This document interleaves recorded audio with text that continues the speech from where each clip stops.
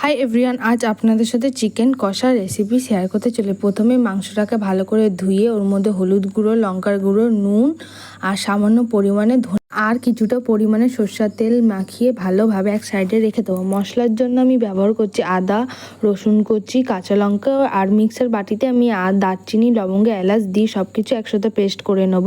তারপরে কেটে রাখা আলুটাকে আমি কড়াইতে তেল গরম করে লালভাবে ভেজে তুলে নেব। তুলে নেওয়ার পরে আমি কড়াইতে দুটো তেজপাতা ফোড়ন দিয়ে দেবো। আর হ্যাঁ বন্ধুরা, আশা করি এই চ্যানেলটা আপনারা ভালো লেগে থাকলে অবশ্যই কিন্তু পাশে থাকবেন আর লাইক সাবস্ক্রাইব করতে কিন্তু ভুলবেন না। তারপর কেটে রাখা পেঁয়াজটা দিয়ে আমি কিছুক্ষণ নাড়াচাড়া করে লালচেভাবে ভেজে নেবো। ভেজে নেওয়ার পরে যে মশলাটা বলেছিলাম সেই মশলাটা পেস্টটা আমি এই কড়াইতে দিয়ে দেবো। কড়াইতে দিয়ে সামান্য পরিমাণে হলুদ, লঙ্কা, জিরা গুঁড়ো দেবো, কারণ আমি মাংস শুরুতে আগে থেকেই মাখিয়ে রেখেছিলাম মশলাগুলি। তারপরে মশলাটা একটু সামান্য কষে আসলে ভেজে রাখা আলুগুলি আমি মশলার মধ্যে দিয়ে কিছুক্ষণ মশলাটা কষিয়ে নেবো। তারপরে মাংসটা কড়াইতে দিয়ে আমি সামান্য পরিমাণে জল অ্যাড করে ভালো করে ফুটিয়ে নিয়েছি।